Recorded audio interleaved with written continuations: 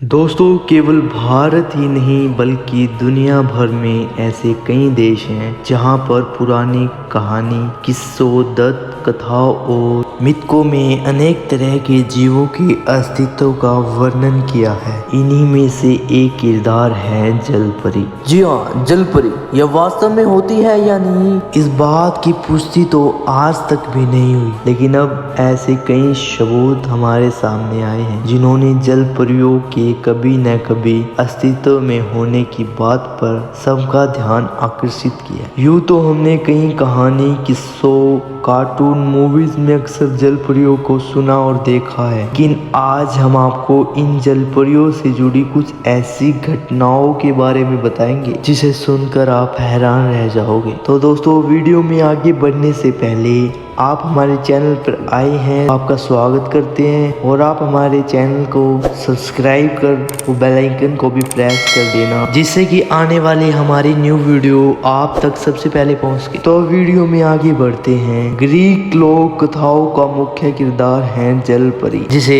Mermaid भी कहा जाता है। ये फ्रेंच के इन दो शब्दों से मिलकर बना है, मर और मेड। मर यानी कि सागर और मेड यानी कि ऐसी संरचना जिसमें सर तो स्त्री का होता है और पैरों की जगह मछलियों की तरह पूंछ होती है। हालांकि कई लोक कथाओं में जल मानव का भी जिक्र मिलता है। अगर बात लोक कथाओं की करें तो जल परियों को मधुर गीत गाकर इंसानों को अपनी ओर आकर्षित करने वाले भी माना जाता है। ऐसा भी कहा जाता है कि इंसान इनके गीतों से आकर्षित होकर समुद्र में छलांग लगा देते हैं। कई बार जल परियों को मदद करने वाली भी कहा जाता है। दोस्तों, जल परियां दुनिया भर के कई सांस्कृतिक लोक कथाओं में पाई जाती हैं, जिनमें यूरोप, अफ्रीका और एशिया भी शामिल है। दोस्तों, जल परियों का नाम सबसे पहले 1000 ईसा पूर्व ईस्ट एशिया में सुनने को मिला था और इससे जुड़ी कहानी कुछ ऐसी बताई जाती है कि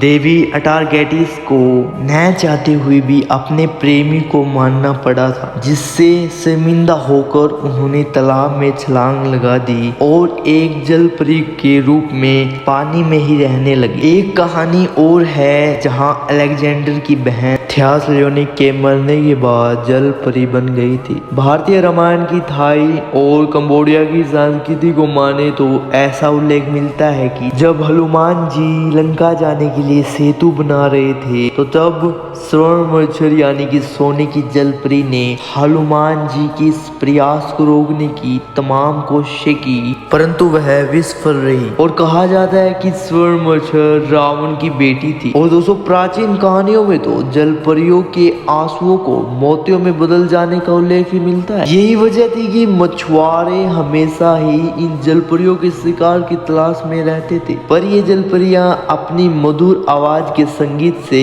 उन्हें पानी में खींच लेती थी। भगवान विष्णु के मत्स्य अवतार के बारे में तो आप सभी ने सुना ही होगा, जिनका ऊपरी भाग तो मानव का है और निचला हिस्सा मछली के जैसा था। ये तो हुई मान्यताओं की बात, तो आइए अब जानते हैं उन घटनाओं के बारे में जो जल परियों के अस्तित्व के बारे में बयां करती है। जल परियों को लेकर वैज्ञानिकों की राय ली जाए तो उनका मानना है कि जब इंसान अपने विकास कर रहा था तो शायद उसे पानी में रहने के लिए अपने अंगों को विकसित कर लिया हो, क्योंकि विकास के दौर में इंसानों में कई बदलाव देखे गए हैं। दोस्तों, आज के समय में जलपरियों के मिलने का एक किस्सा तो आप लोगों ने भारत के गुजरात में भी सुना होगा, जहां एक मृत जलपरी के शव मिलने की बात सामने आई थी। मिस्र के समुद्र तट से भी बिल्कुल वैसे ही जलपरी के शव की फोटोज सोशल मीडिया पर वायरल हुए, परंतु बाद में सभी को अफवाह करार दे दिया गया। और वर्ष 2016 में भारत में एक ऐसा अनोखा केस देखने को मिला जहां एक बच्चा दिखने में एकदम जलपरी जैसा पैदा हुआ था। ऊपरी भाग मनुष्य जैसा और निचला भाग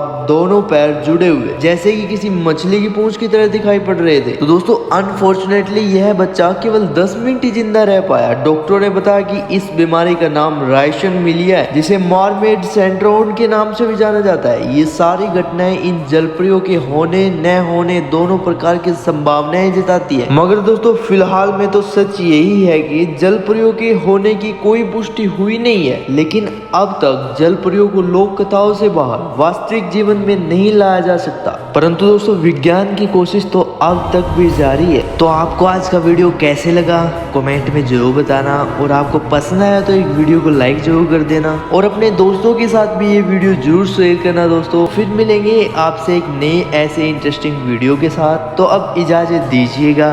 धन्यवाद दोस्तों।